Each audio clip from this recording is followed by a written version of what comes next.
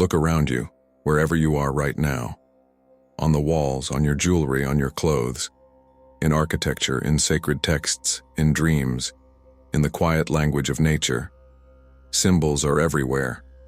The flower of life, the Eye of Horus, the Ouroboros, the spiral, the pentagram. Some of us have them tattooed on our skin without fully knowing why. Some of us wear them as pendants, paint them on our walls, or pass by them every day without noticing. And yet they pull at us, whispering something, stirring something ancient inside. But what are they really? Most people think symbols are just pretty shapes, cultural leftovers from the past, designs that decorate temples, churches, or ancient monuments. They look nice, mysterious, exotic, but they're just art. At least that's what we're told. But what if that's not true? What if symbols were never meant to be mere decoration? What if they were created as keys to unlock, to awaken, to transmit something beyond words? For thousands of years, across cultures and continents, symbols were used not to entertain the eyes but to communicate with the soul. Because symbols do something unique, they bypass the rational mind. They reach straight into the subconscious, triggering memories, emotions, and knowings that words alone can never access. They're a universal language of spirit, understood not with the intellect, but with the deeper, intuitive layers of being. Ancient civilizations understood this. From the Egyptians to the Greeks, from the Celts to the Tibetans, from the Sumerians to the Maya, they embedded sacred knowledge into symbols, protecting truths that were too powerful, too subtle, or too sacred to be written down plainly. The flower of life, with its perfect geometry, held the code of creation, the blueprint of reality. The Eye of Horus spoke of awakening, of seeing beyond illusion, of activating the third eye, the pineal gland. The Ouroboros, the serpent eating its own tail, whispered of eternal return, the cycles of death and rebirth, the oneness behind all opposites. The spiral revealed the movement of galaxies, the unfolding of DNA, the expansion of consciousness.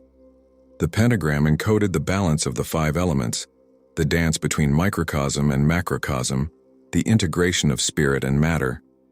But here's the unsettling part. Over time, much of this knowledge was lost, or worse, deliberately hidden. As empires rose and religions centralized power, symbols that once carried light and wisdom were demonized, trivialized, or distorted. The pentagram, once a sign of harmony, became a mark of evil in the eyes of the church. The serpent, once a teacher of wisdom, became the devil's mask. The feminine symbols of creation were buried under patriarchal systems, and we, the collective we, forgot. But something is happening now. All around the world, people are waking up. We are drawn again to these old symbols even if we don't understand why. We feel their call. We wear them, draw them, dream about them.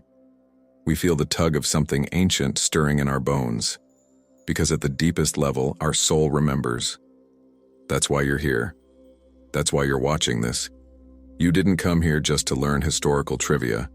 You came because you too feel the pulse of awakening. You sense there's more to this world, more to yourself, than what you were told. This video is not just about explaining symbols, it's about remembering. Remembering that you are part of a vast, intelligent cosmos. That life is not random, that reality is not chaos, but patterned, alive, conscious. That you are woven into the fabric of the universe. And that the codes of that fabric have been hidden in plain sight, all along.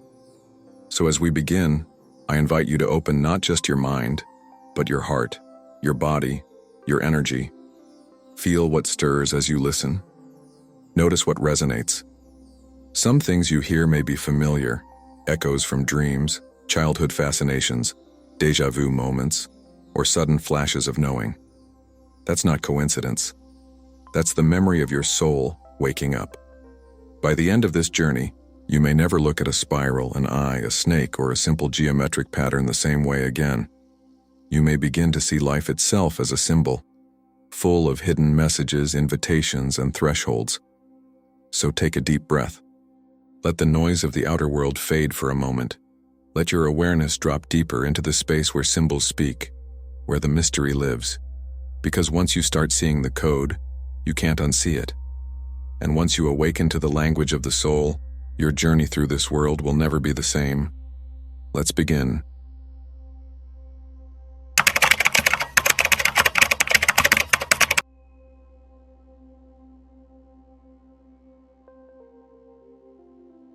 Why do symbols pull at us so deeply across cultures, across time? Why does a simple shape, a circle, a spiral, an eye, a star, trigger something inside that feels ancient, familiar, and strangely powerful? The answer is both simple and profound. Symbols speak the language of the soul. Unlike words which pass through the filters of logic, culture, and interpretation, symbols bypass the mind and go straight to the inner self. They awaken memory, emotion, intuition. They carry layers of meaning that unfold, not through explanation, but through experience. Think about it. Long before humans had written language, we painted symbols on cave walls. We carved them into stones, wore them on our bodies, drew them into the dirt. These weren't decorations. They were acts of connection, to nature, to the cosmos, to spirit, to each other. Why? Because at some fundamental level, we knew that reality itself is symbolic. That existence is not a random collection of things, but a living web of patterns, relationships, energies. And that those patterns, the shapes, cycles, and forces of the universe, can be felt, known, and mirrored inside us. The circle represents wholeness, eternity, the womb of creation. The spiral shows growth, movement, evolution. The triangle speaks of balance, ascension, the meeting of opposites. The cross marks the meeting point of above and below, spirit and matter. The eye? Awareness, perception, the spark of consciousness looking back at itself. When we encounter these shapes, they resonate inside because they are already part of us. Our minds may not remember, but our cells, our dreams, our quiet inner knowing do. Modern science is beginning to glimpse this mystery. We now know that certain shapes and patterns, fractals, golden ratios, sacred geometries, appear everywhere, from galaxies to flowers, from seashells to DNA. They're not just out there in the world, they're the architecture of life itself. Ancient cultures understood this instinctively. The Egyptians built pyramids not just for power, but to mirror cosmic laws. The Celts wove spirals into their stones to honor the cycles of nature. The Hindu mandalas weren't just art. They were maps of consciousness. The Native American medicine wheels reflected the directions, the elements, the dance of life. Symbols were tools, portals, reminders. They reminded us who we are, not isolated egos floating through random chaos, but beings woven into a vast, intelligent design. They reminded us that the material world and the spiritual world are not separate. They interpenetrate, mirror, and speak to each other. This is why, even today, in a world flooded with noise, images, and distractions, certain symbols break through. They haunt our dreams. They appear in moments of crisis or awakening. They call to us from books, jewelry, visions, tattoos, memories. It's not superstition, it's resonance. Because the soul speaks in image, in pattern, in energy. It doesn't need explanation. It knows. When you stand before an ancient symbol and feel a chill, a pull, a sudden wave of emotion, that's the moment when something deep inside recognizes itself. That's the moment when the soul whispers, "I remember." And here's the secret. You don't have to be a scholar to understand symbols. You don't have to memorize their meanings or decode them intellectually. You already carry the key, because you, yourself, are a living symbol. Your body is a cross, with a vertical axis and a horizontal one. Your heartbeat follows the pulse of the drum, the rhythm of life. Your breath rises and falls like the tides, the moon, the seasons. Your consciousness is the eye, perceiving, creating, awakening. You are the meeting place of heaven and earth, spirit and matter, wave and particle, light and shadow. That's why symbols speak to you. because they are not separate from you. They are mirrors of your deepest nature. And when you begin to see life this way, as symbolic, alive, meaningful, everything changes. A flower is no longer just a plant. It's a mandala. A sunset is no longer just a light show. It's a revelation. A challenge in your life is no longer random. It's a message. You start to live in a world where everything communicates, where everything participates in the great mystery. And that, perhaps, is the ultimate reason symbols were given to us. Not to decorate, not to entertain, but to awaken. To awaken us to the truth that we are part of something vast, intelligent, and sacred. So the next time a symbol catches your eye, stop. Feel it. Let it speak to you. Not just with your mind, but with your whole being. Because the symbols are not just out there. They are inside you, waiting to be remembered.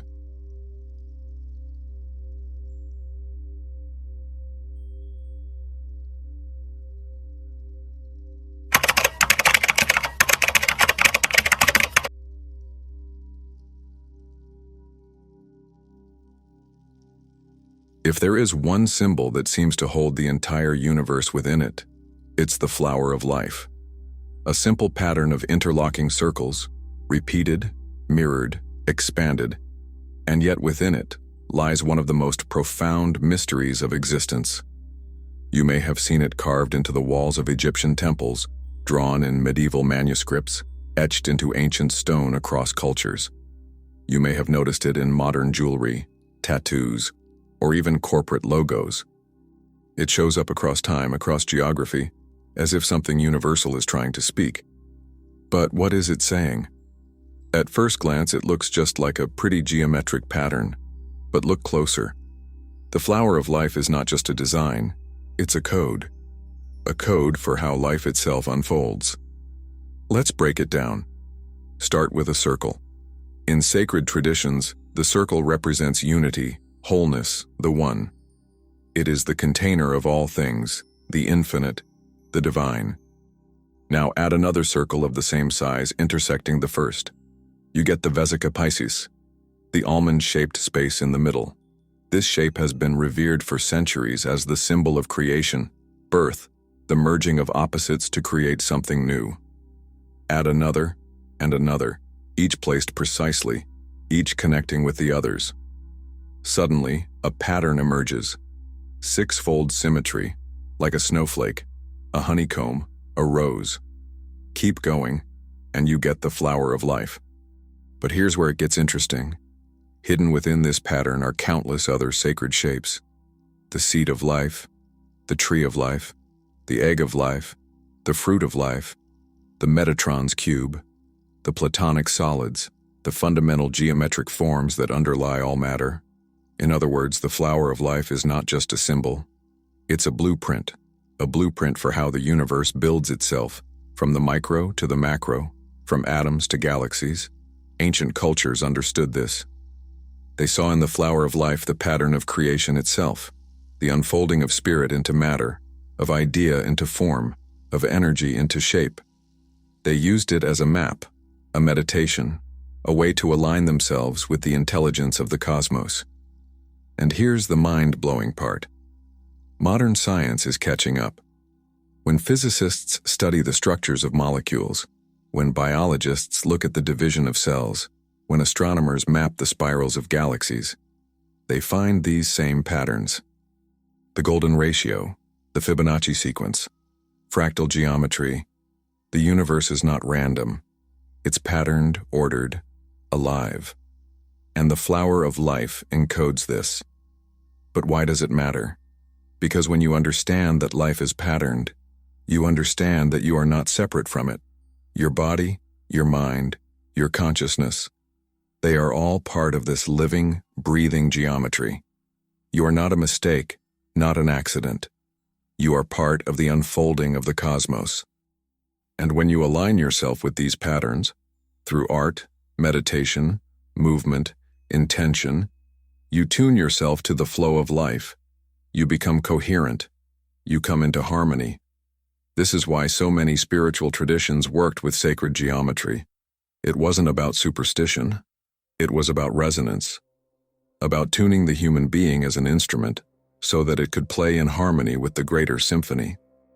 The Flower of Life teaches us that creation is not something that happened once long ago. Creation is happening now.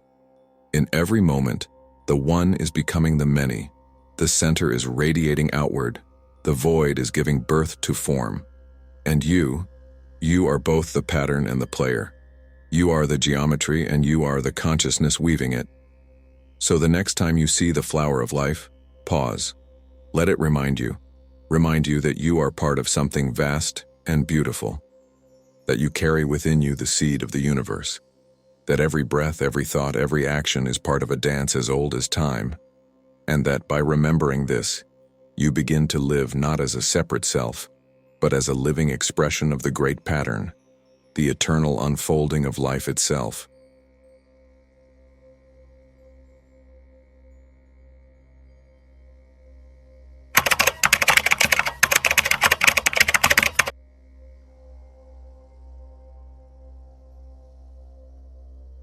There is perhaps no symbol as instantly recognizable and yet so deeply misunderstood as the Eye of Horus, an ancient Egyptian symbol carved into amulets, tombs, and temple walls. It gazes out at us through the centuries, mysterious, powerful, almost alive. But what does it really mean? At the surface, the Eye of Horus is often called a symbol of protection, royal power, health, and restoration. It comes from one of Egypt's most famous myths, the battle between Horus, the falcon-headed sky god, and Set, the god of chaos. In their fierce struggle, Set tears out Horus's eye, shattering it into pieces. But Thoth, the god of wisdom and magic, patiently restores the eye, piece by piece, bringing it back not just whole, but transformed. The Eye of Horus thus became a symbol of healing, renewal, and the triumph of order over chaos. But this is just the outer layer. If we go deeper, we discover that the Eye of Horus holds far more than a myth. It holds a map. The shape of the eye itself, when compared to modern neuroanatomy, astonishingly matches the structure of the human brain, specifically the thalamus, corpus callosum, and most intriguingly, the pineal gland. Yes, the so-called third eye. The pineal gland has been called many things across spiritual traditions: the seat of the soul, the eye of inner vision, the portal to higher states of consciousness. It regulates melatonin, influences circadian rhythms, and according to some esoteric teachings, governs our capacity for insight, intuition, and mystical experience. When activated or awakened, it allows one to see beyond the material, perceiving the subtle layers of reality. Could it be that the ancient Egyptians knew this? Some researchers and mystics believe the Eye of Horus is not just a symbol of physical sight or protection, but a guide to awakening, a reminder to activate the inner eye, the eye that sees beyond appearances. Notice something else. The mathematical breakdown of the Eye of Horus, often called the Eye of Horus fractions, divides the eye into 6 parts, each representing a sense: smell, sight, thought, hearing, taste, and touch. This suggests a symbolic integration of the sensory world, implying that the eye is not just a passive organ, but an instrument for harmonizing experience, perceiving unity behind the diversity of the senses. In this way, the Eye of Horus becomes a living symbol of balance. It is the union of opposites, light and dark, order and chaos, masculine and feminine, intellect and intuition. It is the healed eye, not simply restored, but transformed through suffering, wisdom, and integration. And on another level, it is a protective talisman, not because it wards off harm like a magic charm, but because it reminds us to stay awake, aware, present. It is protection through consciousness. Here's where it becomes personal. Many people today feel lost, fragmented, disconnected from themselves, from nature, from spirit. We are bombarded by information, but starved for wisdom. We are hyperstimulated, but under-awakened. The Eye of Horus invites us to remember that seeing is not just about the eyes in your head. True seeing comes from within. When you awaken the inner eye, when you listen to your intuition, when you sense the subtle patterns behind events, when you trust the quiet voice of knowing, you step into a deeper dimension of reality. You see the connections where others see only chaos. You perceive the meaning where others see only randomness. You find your way, even when the path is invisible. This is the gift of the eye. It's not about escaping the world, it's about piercing through illusion, about seeing the dance of spirit and matter as one. So the next time you see the Eye of Horus, whether as jewelry, artwork, or even in a dream, pause. Feel into its gaze. Ask yourself, where am I blind? Where am I fragmented? Where can I open the eye within to see not just the surface but the depth? Because in the end, the greatest protection we can have is not armor, not defense, but awareness. To walk through life awake, eyes open, soul attuned. And that is the true gift and the hidden promise of the Eye of Horus.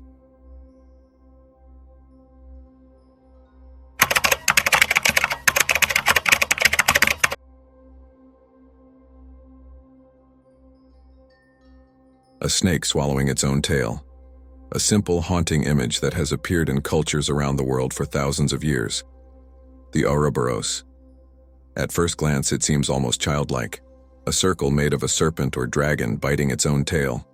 But look closer and you'll find one of the oldest and most profound symbols of humanity. What does it mean? At its most basic, the Ouroboros represents the cycle of life, death, and rebirth. It shows how endings feed beginnings, how destruction gives rise to creation, how death is never an endpoint but a doorway. In this way, the Ouroboros invites us to see life not as a straight line, but as a circle, eternal, self-renewing, whole. In ancient Egypt, the Ouroboros appeared on funerary texts, encircling the sun god Ra as he traveled through the underworld, only to rise again each dawn. In Greece, it became a symbol of the alchemists, representing the unity of opposites in the pursuit of the philosopher's stone.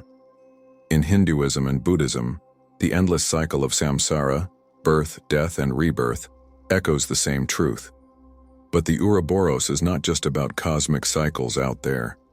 It speaks to something deeply personal. Each of us lives in cycles. We are born, we grow, we love, we lose, we change, we let go, we begin again. Every day contains a miniature Ouroboros, waking and sleeping, inhaling and exhaling, creating and dissolving. Yet in the modern world, we often resist this truth.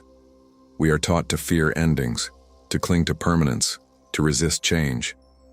We treat death, of relationships, of identities, of phases of life, as a failure, as something to avoid at all costs. But the Ouroboros whispers another message. It tells us, to live is to die and be reborn, over and over again. Not just at the end of our biological life, but every moment. Every breath is a letting go. Every moment is a transformation. The snake eating its own tail is not destroying itself. It is sustaining itself. It is feeding itself. It is completing itself. In alchemy, the Ouroboros is often paired with the words, one is all. It points to the unity behind all dualities, life and death, creation and destruction, light and shadow, masculine and feminine. Without death, there can be no birth. Without loss, there can be no gain. Without descent, there can be no ascent. And here's the deeper layer. The Ouroboros also points to the realization that the self we think we are, the ego, the personality, is not fixed, not solid. Who you were yesterday has already died. Who you will be tomorrow is being born right now. This can feel terrifying, but it is also liberation. Because if the self is fluid, if life is a dance of constant renewal, then we are free to change, to shed old skins, to transform. We are not trapped. The Ouroboros teaches us to embrace the cycles, not as punishment, but as participation in the great rhythm of existence. In practice, this means learning to let go, letting go of what no longer serves, letting go of outdated identities, letting go of the need for things to stay the same. It means trusting that when something ends, a job, a relationship, a chapter of life, Something new is already stirring. It also means facing death, not with blind fear, but with the understanding that death is a part of life's wholeness.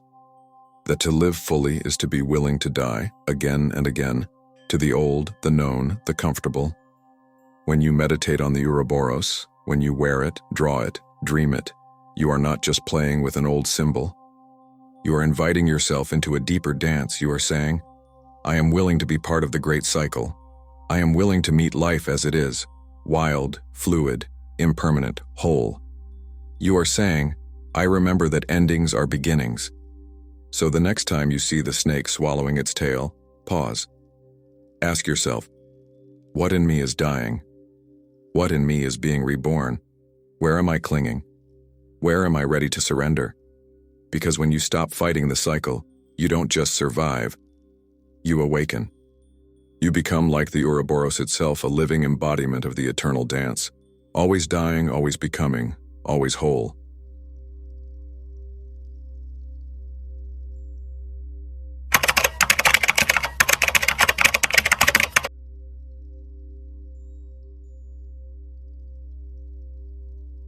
Of all shapes in sacred symbolism, few hold as much mystery, reverence, and power as the triangle. 3 points, 3 sides, simple, yet profoundly charged. In its purest form, it is the triangle. In its embodied, monumental form, it is the pyramid.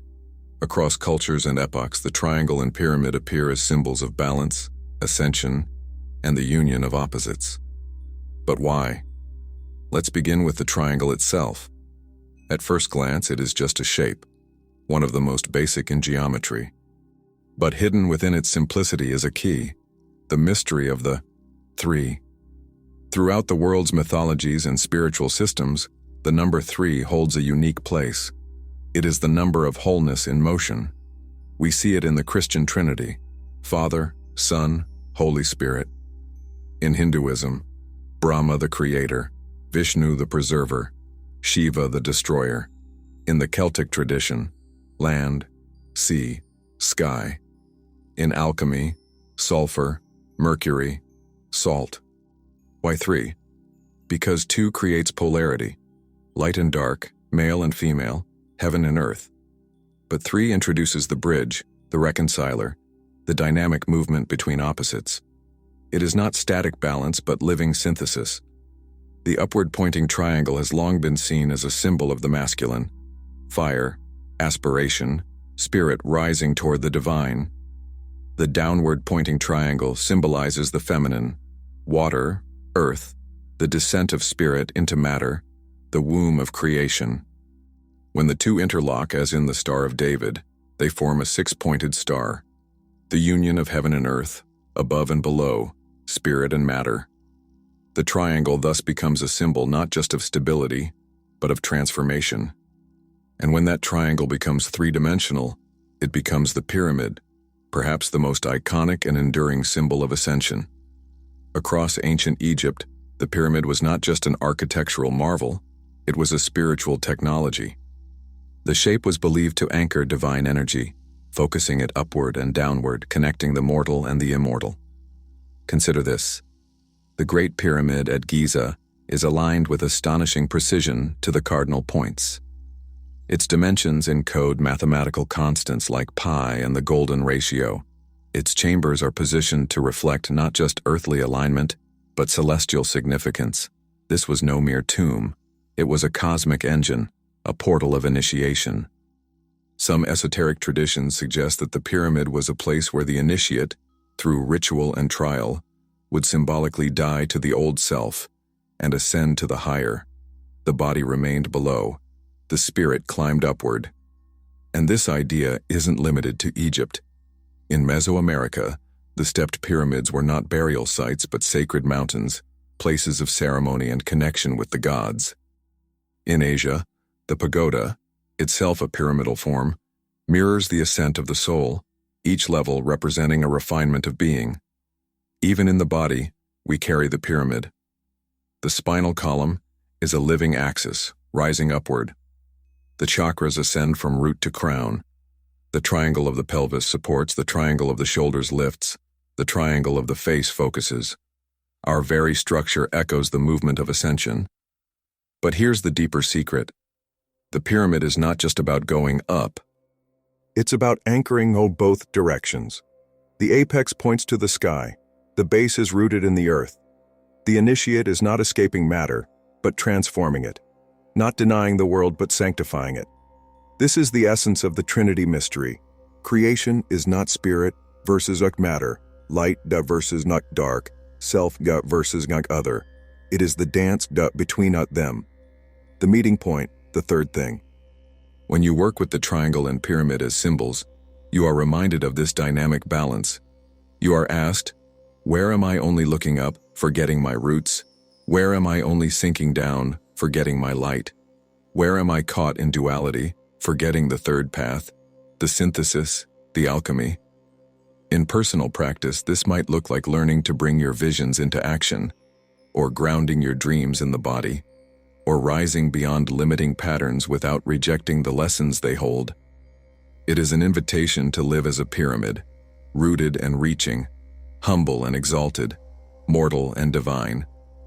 The next time you see a triangle or a pyramid, pause. Place your hands together in a triangle at your heart. Feel yourself as the meeting point of earth and sky. Feel the dynamic pulse of opposites dancing within you. Remember, you are not here to escape the world, nor to be trapped by it. You are here to be the living bridge. That is the secret the ancients built in stone, the mystery they carved into temples and monuments. And it is a secret still alive today, waiting to be remembered. Not just with the mind, but with the whole being. You are the apex. You are the base. You are the one rising, the one anchoring, the one transforming. You are the pyramid.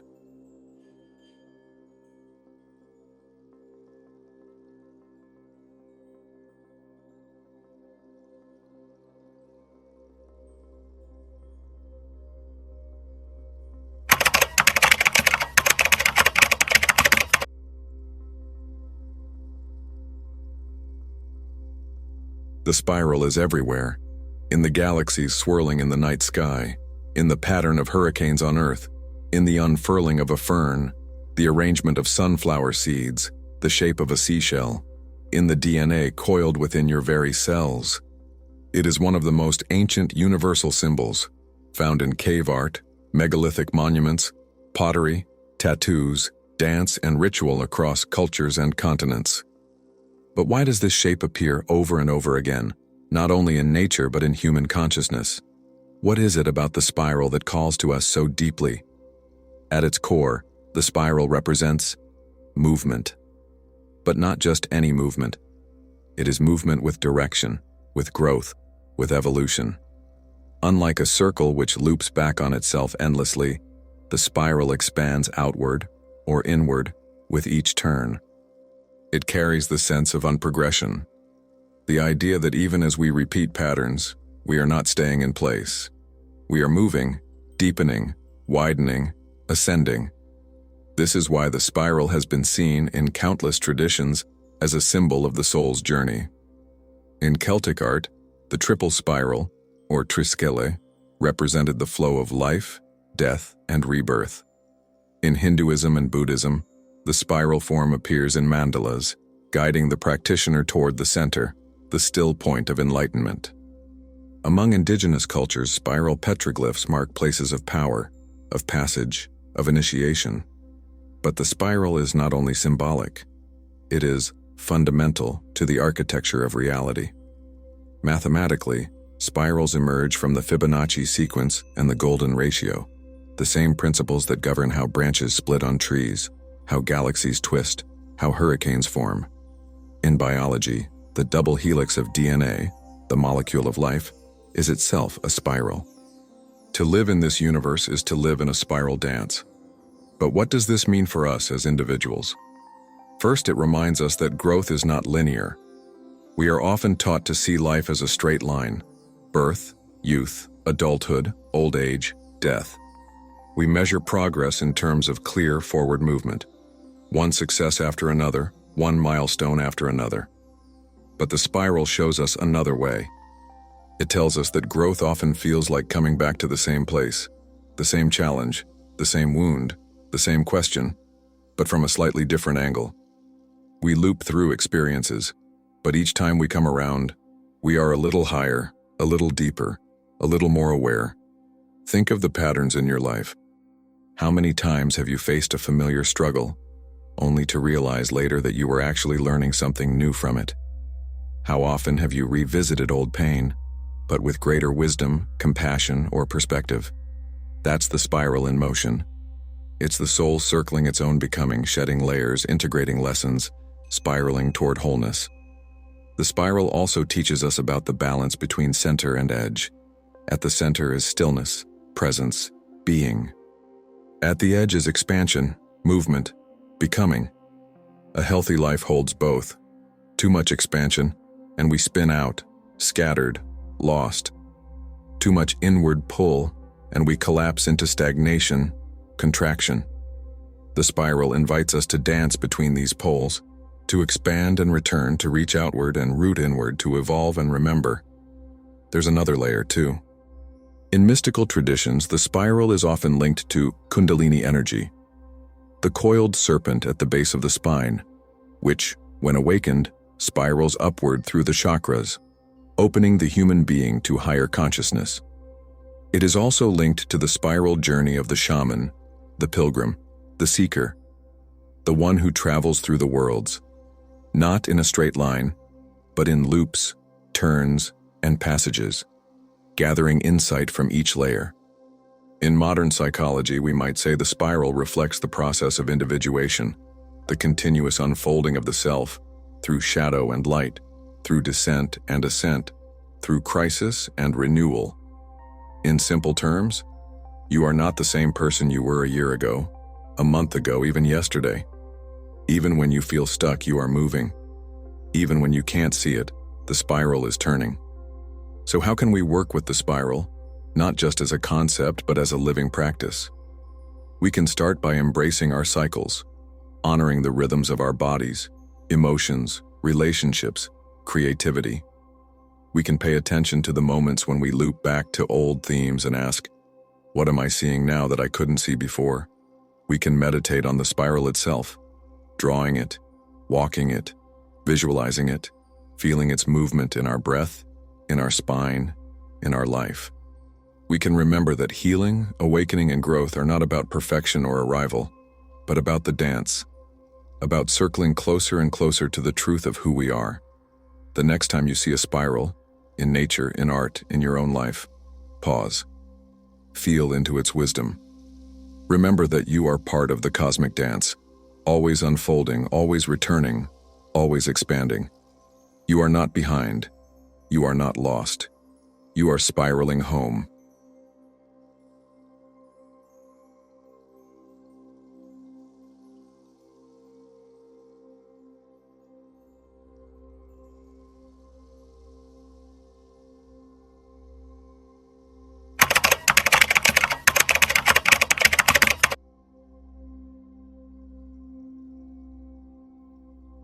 Few symbols have been as misunderstood, feared, and yet enduring as the pentagram, the five-pointed star.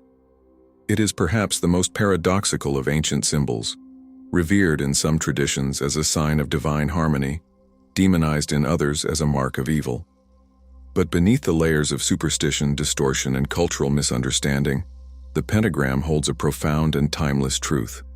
The balance of the elements, the mirror of the cosmos, the dance of microcosm and macrocosm. Let's begin with the basics. At its core, the pentagram is a five-pointed star, often drawn with 5 straight lines, each point equally spaced. But it's not just a shape, it's a language of relationships. In the Western esoteric tradition, each point of the pentagram corresponds to one of the 5 classical elements: earth, air, fire, water, and spirit. Earth, the material, the stable, the grounded. Air, the mental, the communicative, the expansive. Fire, the will, the passion, the transformative force. Water, the emotional, the intuitive, the flowing.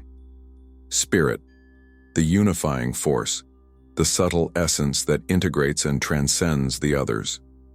When the pentagram is drawn with a single point facing upward, it symbolizes spirit presiding over matter, the harmonization of the elements under the guidance of the higher self. It is balance, integration, wholeness. This is why for centuries, the pentagram was used as a symbol of protection, not because of some magical superstition, but because it represented the human being in right relationship with life. The human body itself, with its head, arms, and legs, fits into the pentagram shape. The Vitruvian man, arms outstretched, becoming the star. We are the pentagram. But let's go deeper. In the Hermetic tradition, the pentagram is not just about the individual. It's about the relationship between the microcosm, the little world, the human, and the macrocosm, the great world, the cosmos. As above, so below, says the Hermetic axiom. What happens within us mirrors what happens in the universe. Our inner elements reflect cosmic forces. Our personal transformations echo alchemical, planetary, even universal movements. When we align our inner elements, when we balance body, mind, will, heart, and spirit, we become a living microcosm of the greater whole. But when we fall into imbalance, when one element dominates, when we cut off from spirit, when we neglect the dance of energies, we suffer and our world suffers with us. This is one reason the pentagram was held in such esteem by philosophers, mystics, and initiates. Pythagoras, the ancient Greek philosopher, saw the pentagram as a sign of health, vitality, and harmony. For him, it represented the perfection of nature, the mathematical beauty underlying creation. Medieval magicians and alchemists used the pentagram as a diagram of the human and the universe, not to cast spells, but to study, meditate, and remind themselves of the unity of all things. So how did this symbol become feared? Much of the demonization of the pentagram can be traced back to later religious polemics, where anything associated with pagan, esoteric, or alternative spiritual practices was labeled as evil. The inverted pentagram, with 2 points upward, came to be associated with the inversion of natural order, the triumph of matter over spirit, and eventually, in some circles, with darker practices. But in its original upright form, the pentagram is not a symbol of evil. It is a map of harmony. It teaches us that we are not just random collections of flesh and thought. We are woven from elemental forces. We are earth and air, fire and water, spirit and matter. And it invites us to work with these forces, to know when we need grounding, when we need inspiration, when we need action, when we need flow, when we need connection. In practical terms, this could mean bringing fire when we feel stuck, inviting water when we feel rigid, calling in air when we feel mentally fogged, rooting into earth when we feel anxious, reconnecting with spirit when we feel lost. It also reminds us that we are not alone. We are part of a greater dance, a cosmic pattern, a star moving within a galaxy of stars. The next time you see a pentagram, whether drawn in art, worn as jewelry, etched in architecture, or appearing in a dream, pause. Feel its wisdom. Ask yourself, where am I in balance? Where am I out of alignment? Which element within me needs tending? How can I remember my place in the dance of the whole? Because to wear the pentagram, truly inwardly, is not to claim power over others, but to remember power within. It is to live as a star within the great constellation. It is to stand, as the Hermetic teachings remind us, as a microcosm mirroring the macrocosm, a spark of the infinite shining uniquely, belonging fully. You are the pentagram. You are the dance.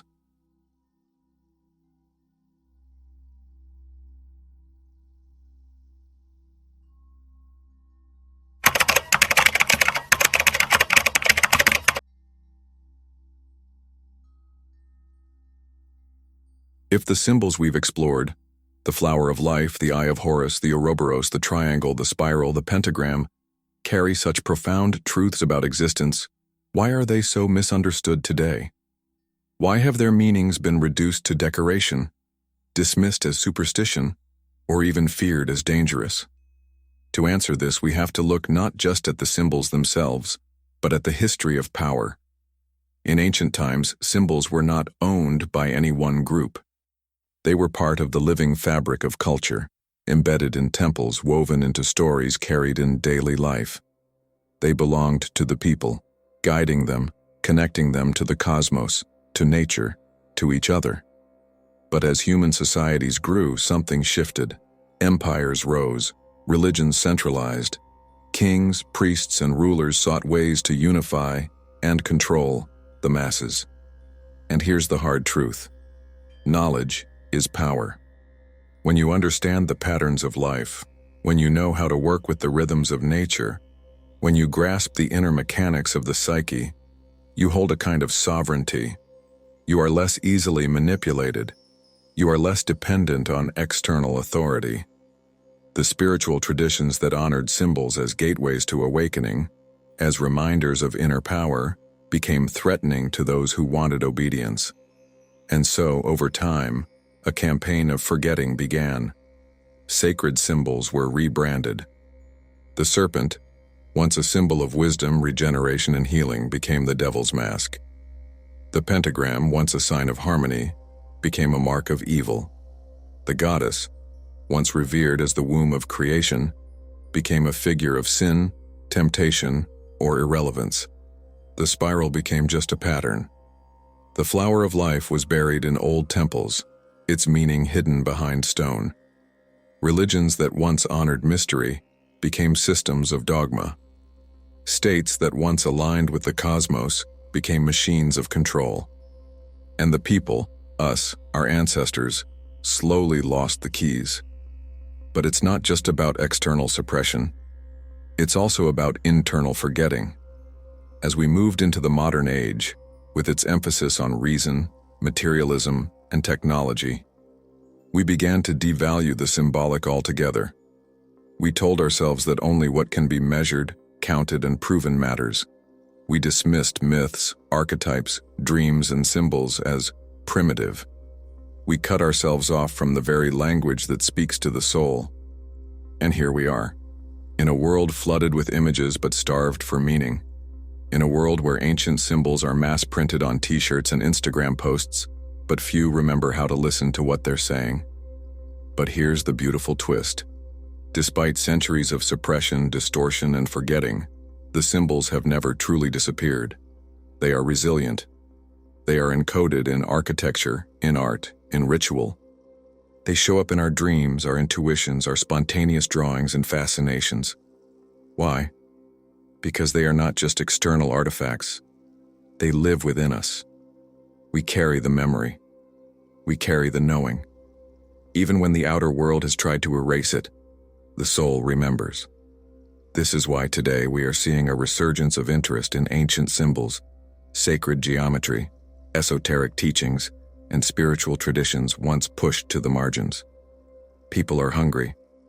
Hungry for depth, for connection, for a sense of place in the great web of life.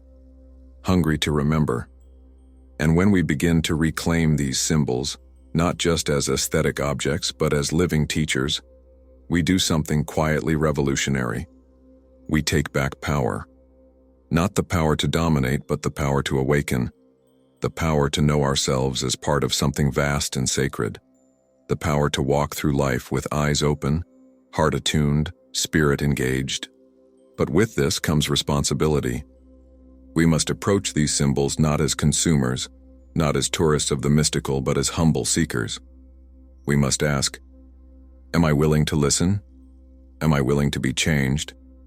Am I willing to embody the truths these symbols carry? Not just display them, but live them.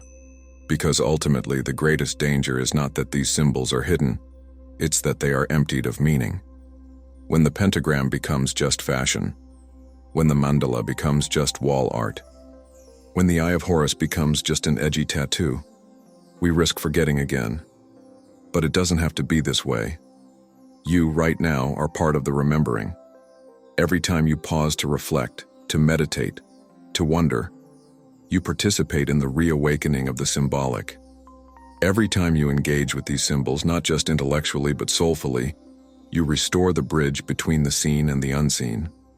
And that, perhaps, is why the codes were never fully lost. Because they were waiting, not for scholars, not for authorities, but for anyone willing to remember. Anyone like you, willing to open their eyes, their heart, their spirit, to remember that these symbols were never about control. They were about freedom. They were about awakening. They were about coming home.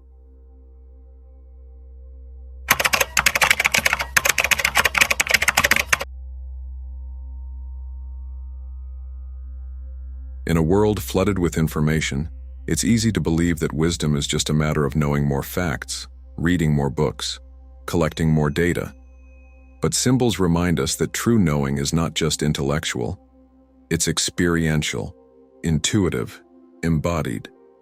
Symbols don't just tell us something. They activate something. The real question is not just what do these ancient symbols mean, but how can we engage with them today in a way that unlocks awakening, both personal and collective. Let's begin by clearing a common misconception. To work with symbols is not to treat them as magic charms or objects of superstition. It's to recognize them as living languages of consciousness. They are mirrors, they are catalysts, they are invitations. Here's how you can begin. First, cultivate presence. Symbols speak most powerfully when we are not rushing past them, when we are not merely consuming them as decoration or trend. When you encounter a symbol, in art, in architecture, in a dream, on your own body, pause, breathe.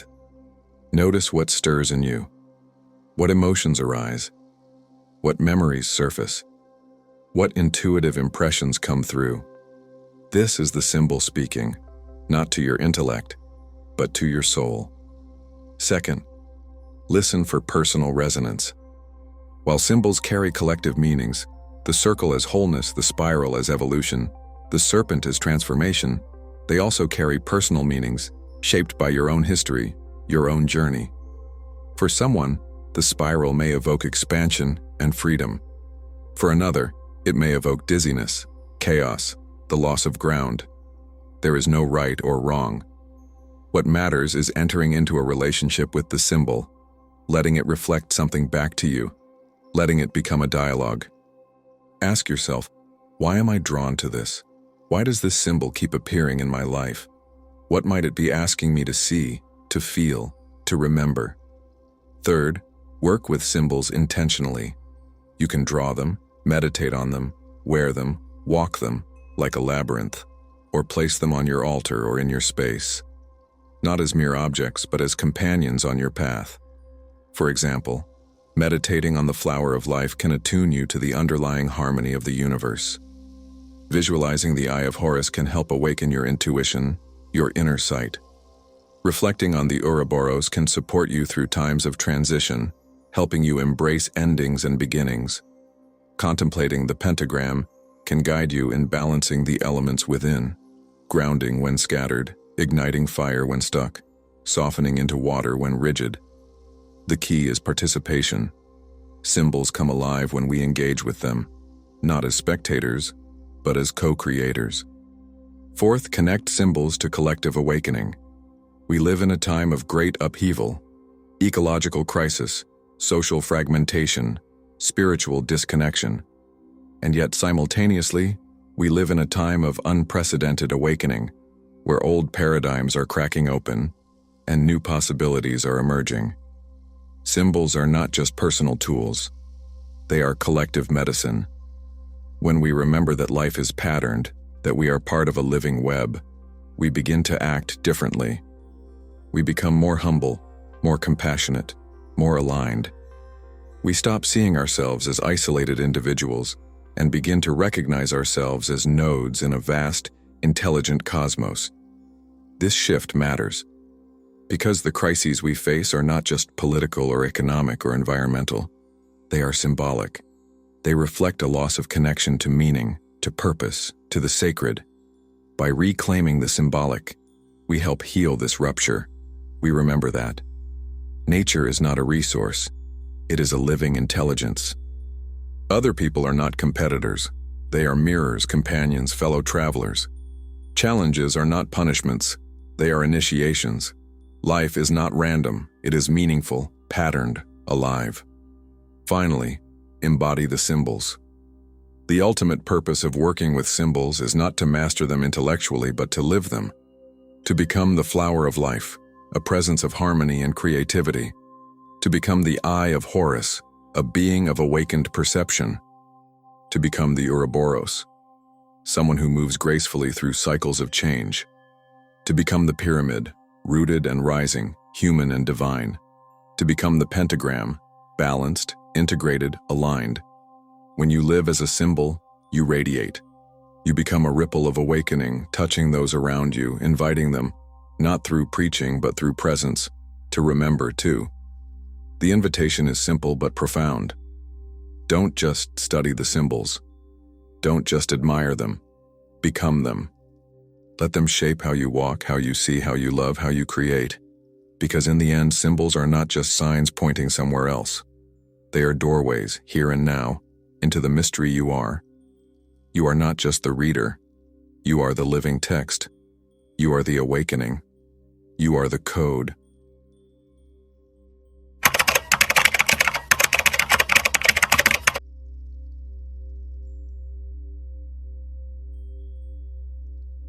Something profound happens when you begin to truly see symbols, not just as historical artifacts or pretty patterns, but as living codes embedded in reality itself. It's as if an invisible layer of existence begins to reveal itself, and the world, once familiar, starts to shimmer with new meaning. You notice things you used to overlook. The spiral in the clouds, in the shell, in the way your own life unfolds.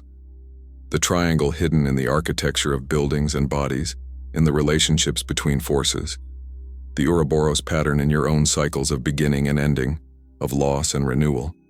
The five-pointed star in your own human form, stretched between earth and sky.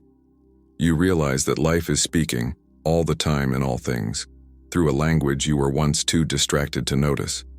But this awakening comes with paradox. On one hand, it fills you with wonder. You walk through life with the eyes of a mystic, seeing depth where others see surface, seeing connection where others see chaos. A flower is no longer just a flower, it is a mandala. A conflict is no longer just an inconvenience, it is an initiation. A coincidence is no longer just chance, it is synchronicity. On the other hand, it humbles you. You realize how small you are, how brief, how fleeting. You are a momentary pattern in a vast, timeless dance, and yet somehow you carry within you the whole dance. You are a wave in the ocean, inseparable from the ocean itself. This shift is not always comfortable. At first, it can feel disorienting. Old assumptions fall away. What you once took for granted begins to dissolve. You may feel like you are walking between worlds, no longer fully at home in the purely material, but not yet fully anchored in the spiritual. But slowly, a new kind of grounding emerges. You start to live symbolically. You begin to recognize that events in your life are not just happening to you. They are happening for you, through you, as you. You understand that pain is not just suffering. It is a messenger, a teacher. You see that relationships are not random encounters. They are mirrors, catalysts, soul contracts. You realize that death is not just an end. It is a threshold, a transformation. And with this comes a quiet kind of power. Not the power to control, but the power to participate. You become a conscious player in the dance. You learn to read the signs. You learn to listen to the subtle currents. You learn to respond, to align, to flow. You stop fighting the river and begin to swim with it. This is what it means to awaken to the code. It is not about escaping the world or becoming special. It is about seeing clearly. It is about remembering who and what you are. You are the flower unfolding its pattern. You are the eye opening to itself. You are the serpent shedding its old skin. You are the star walking the earth. You are the breath, the pulse, the rhythm of life itself. And here's the quiet secret. The more you see the code, the more you realize there is no separation between you and it. You are not outside the universe, looking in. You are the universe, looking at itself. You are not just a student of symbols. You are a living symbol. Your laughter, your tears, your struggles, your joys, all of it is part of the great unfolding. So what happens when you start seeing the code? You wake up, not in some dramatic, instant enlightenment, but in small, steady, trembling steps. You begin to live with more depth, more presence, more love. You become less attached to control, more open to wonder. You stop asking, "Why is this happening to me?" and start asking, "What is this inviting me to learn, to remember, to become?" You become, in the truest sense, an initiate, not of some secret society, but of life itself. The awakening eye is not something you have to force open. It opens when you're ready. It opens when you soften. It opens when you listen. And once it opens, you can never quite go back. You will see the code in the spiral of galaxies, in the lines on your own hand, in the silent language of dreams, in the meeting of eyes, in the turning of seasons, in the rise and fall of your own breath. And you will know, in a way no one can take from you, that you are part of it, that you are home. So let this be an invitation, a reminder, a blessing. Walk through this world with eyes open, heart open, spirit open. Let the symbols speak. Let the code guide. And remember, you are not just walking through life. Life is walking through you. You are the awakening. You are the message. You are the living mystery, unfolding, right here, right now.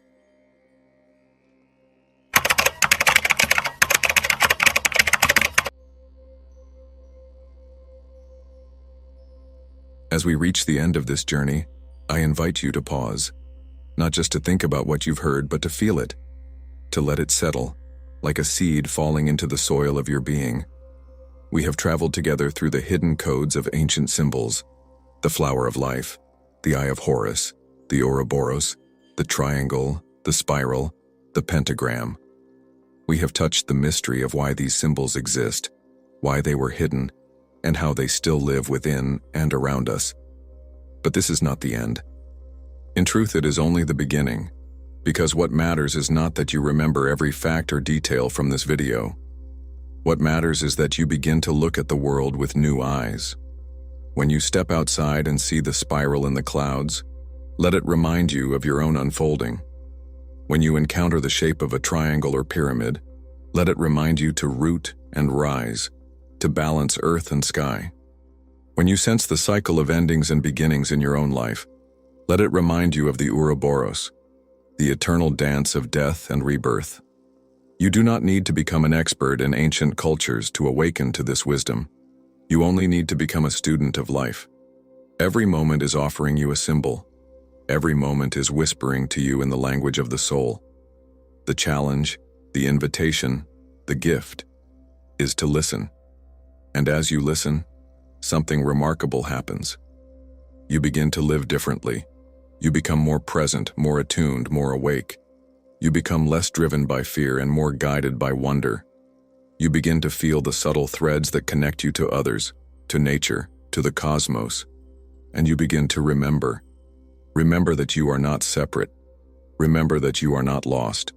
Remember that you are part of the pattern, part of the code, part of the living, breathing, shimmering mystery of existence. So let this be a gentle call, not to do more, but to see more, to slow down, to pay attention, to allow the world to reveal itself to you. You are already surrounded by the symbols. You are already carrying the codes. Now is the time to awaken to them. Thank you for walking this path with me. If this journey has stirred something in you, if it has opened a window or planted a seed, I invite you to keep exploring. There is so much more to discover. Subscribe to the channel if you haven't already, so you can continue this unfolding with us. Like the video if it resonated, and share it with anyone you feel might need these reminders. And in the comments, I would love to hear, which symbol speaks to you the most right now? Which one are you feeling called to explore more deeply? Your voice matters. Your journey matters. Until next time, walk gently, Look deeply, and remember, you are not just walking through the world. The world is walking through you. You are the awakening. You are the message. You are the living mystery right here, right now.